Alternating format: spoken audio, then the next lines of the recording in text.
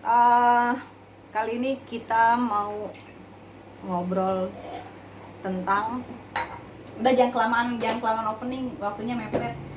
Gini nih, gue tuh mau nanya nih ya, kan kalau gue kan sering nonton YouTube nih, di situ tuh banyak yang kayak kalau podcast horor tuh kayaknya laku terus trending. Kenapa ya? Apakah itu hanya sekedar sugesti?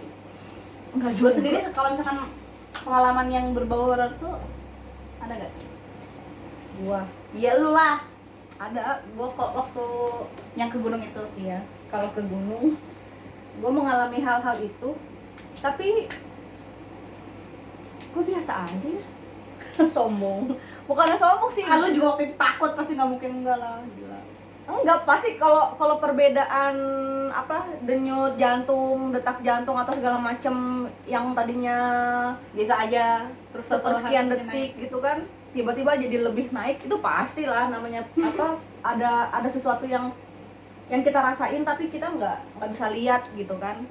Tapi secara keseluruhan gue slow aja sih gitu. Gue pernah ngelihat resleting itu naik turun tenda gue itu di Cermek, ya gue mau bilang apa gitu, gue teriak enggak tapi gue liatin.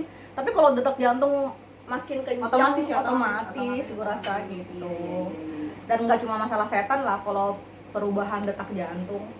Kayaknya kalau jadi kan sebenarnya kalau gue mau menganalisa dulu ya apa yang terjadi saat itu. Mungkin gini ya, karena kadang-kadang walaupun lu nggak takut sama setan dan nggak punya konsep sesuatu yang horor atau klinik, tapi ketika secara naluriah lu merasa terancam atau merasa dalam bahaya, otomatis sih rasa takut itu pasti ada, karena itu kan jadi bagian dari insting sebenarnya. Pasti gak lu? Iya. Ya otomatis sebenarnya itu, walaupun itu mau setan kayak mau maling kayak mau copet kayak atau apa, kalau misalkan lu dalam situasi berbahaya, alam bawah sadar lu, walaupun nih secara logika lu nggak bisa mikir ini gue bahaya kenapa ya gitu loh, tapi alam bawah sadar lu itu tuh udah ada loh, alarmnya. Kayak itu maksud gue nggak cuma setan, artinya misalnya gini, kita kayak diikutin sama orang atau kita diliatin sama orang yang kita nggak tahu, kita nggak kenal, dan kita nggak bisa ngikutin gerak dia, itu pasti insting bawaan kita pasti bakal bikin sinyal peringatan lewat detak jantung, lewat rasa cemas, tahu-tahu nafas terus harus harus waspada. Gue rasanya sih gitu sih. Jadi nggak cuma fenomena masalah setan tadi. Nah, by the way, anyway, Baswe, lo sendiri gimana? Kalau gue tuh gini ya, dulu itu gue selalu mengkaitkan sesuatu yang berbau horor itu dengan sesuatu yang ilmiah gitu. Jadi kayak logikanya simpel aja, kenapa di Indonesia tuh setan kalau lucu-lucu bentuknya kayak pocong gitu kan, di jumping candy kalau katanya lagi. Maksudnya jadi sebenarnya tuh ada saling keterkaitan. Kalau misalkan lu bilang itu setan apa, cuma sugesti lu kali. Nih gue mau menegaskan sesuatu di sini loh. Sugesti itu bukan cuma sugesti, itu bisa ngebentuk sesuatu yang ada di alam bawah sadar jadi kenyataan, percaya deh. Jadi kan kalau di alam bawah sadarnya orang-orang Indonesia, itu kan setan itu identik sama kuntilanak, bentuknya kan begitu tuh, kelihatan setan cewek gini, rambutnya putih gitu kan. Terus kalau pocong bentuknya begitu. Terus jadi kalau secara spiritualnya, jadi alam bawah sadar kita itu ngasih bentuknya. Nah, energi yang ada di semesta itu ngisi bentuk itu gitu loh. Kayak gitu. Jadi kalaupun setan itu ada, ya mungkin kalau gue sih gak bisa nyebut itu setan atau jin karena gue nggak paham. Yang gue paham itu bentuk energi. Jadi kalau di hipnoterapi atau di dunia hipnosis ada namanya Jessica Method. Mungkin ada yang belum tahu, ada juga yang udah tahu. Nah, kalau Jessica Method itu kita ngebentuk asisten dari alam bawah sadar, bener-bener murni dari alam bawah sadar kayak gitu. Jadi kayak kita bentuk wadahnya nih. Nah, nanti yang ngisi energinya itu bisa dari mana aja. Iya. Kayak gitu. Kayak Sebetulnya mungkin yang dibilang setan atau jin atau makhluk apapun itu ya, makhluk astral itu sebetulnya bentuk aslinya itu hologram. Mungkin kayak misal hologram zaman dulu, hologram yang sebetulnya enggak sekali lu papasan langsung kelihatan bentuknya. Sebetulnya karena mungkin kita nggak bisa mengukur kecepatannya, itu awalnya itu yang terlihat adalah bentuk aslinya hologram. Hologram gitu kan. Nah itu deret gitu, lu ingat nggak film Star Wars, Star Trek gitu, zaman dulu gitu. Itu sebenarnya kan dimensi jin kan. Jadi nah bentuk yang bakal terbentuk adalah ngikutin apa yang kita pikirin gitu. Jadi sebetulnya TikTok kalau antar alam bawah sadar sama apa namanya, energi semesta yang ngebentuk setan itu sendiri gitu. That's why itulah kenapa apa ya, nasib suatu perkumpulan setan atau jin mengikuti kesejahteraan dan pola pikir masyarakat di daerah tertentu.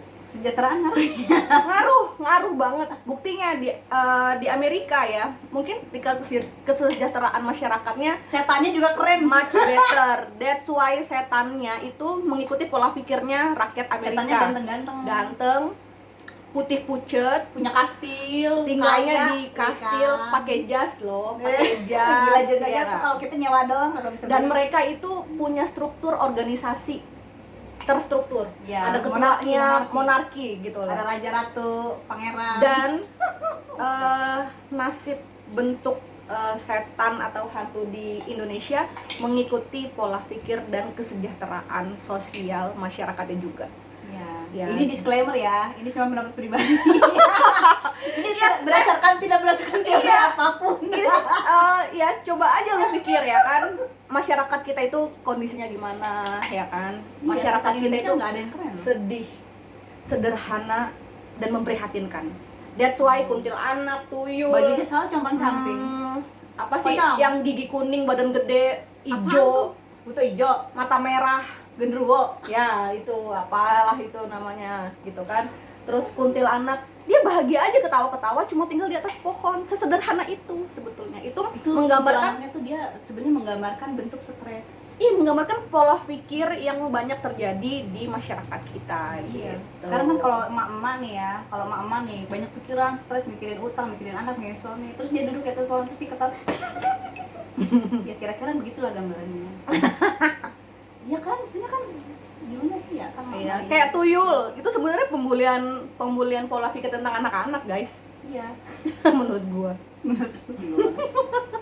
Enggak, tapi kalau misalnya kejadian horor gue bukannya menampik itu nggak ada, karena gue sendiri ngalamin. Jadi kayak dulu waktu kecil tuh gue kan lewat depan kamar. Nah kamar gue itu cuma pakai gorden doang gitu, nggak ada tembok, nggak ada pintu. Itu kamar kagak ada sinar matahari, makanya lampu selalu nyala kan 24 jam. Gue ngelewat tuh dari ruang tengah mau ke situ, ada kayak ada lorong gitu kan. Gue lewat, pas gue lewat lampu tuh cetek mati. Gue kira kan ada orang tuh di dalam, gue kira ada kakek nenek gue. Pas gue cek, bah, bu, kagak ada orang. Terus gue kan megang, kan itu gelap banget kan, gue megang di kasurnya kagak ada orang juga. Gue kira lampunya ini kali apa putus kan. Terus gue coba cetekin lampunya, cetek, nyala dong. Terus gue gitu lagi, cetek, mati, cetek, nyala lagi ya, langsung lari keluar. Itu kejadiannya siang bolong. Kalau kejadian kayak gitu sering banget. Jadi dulu waktu bokap nyokap udah pisah, kan gue benar-benar tinggal seorang diri di rumah kan. Itu kalau gue mau nutup gorden rumah, itu kayak ada yang ngikutin. Terus kalau misalnya dari mana? Dari belakang ada bayangan. Orang kan gorden rumah kan kaca itu. Terus pas lu gitu tuh ada. Iya, nah pas gue buka lagi nggak ada. Dan gue sering setiap kali gue ngepel dapur rumah gue saat itu jelas banget Ika gitu. Iya kayak memanggil ya. Ika kayak gitu. Itu sering banget gue alamin gitu. Iya kayak memanggil benar-benar. Dan tetap merinding sih mengalami hal-hal horor semacam itu, tapi itu tadi karena alam bawah sadar kan sinyal bahaya itu. Iya gitu, karena kita nggak tahu dengan siapa kita berinteraksi, pasti merinding lah, deg-degan kayak gitu sih. Tapi so far gua rasa setan itu sebenarnya lebih apa ya, nggak lebih dari kita sih energinya, dan tidak lebih bahaya dari setannya yang manusia sih. Iya, manusia itu lebih bahaya karena gini loh, ini sebenarnya bentuk idealisme gue ketika gue udah bisa baca aura orang nih ya. Ketika gue baca aura orang dulu tuh bener-bener gue nggak percaya loh sama aura yang dari luar, kayak setan tuh gue nggak percaya, demi Allah gue nggak percaya. Maksudnya gini loh, ketika gue melihat aura orang, gue tuh bener-bener pure yang logik gitu loh, yang kan kalau aura itu kan sangat bisa dijelaskan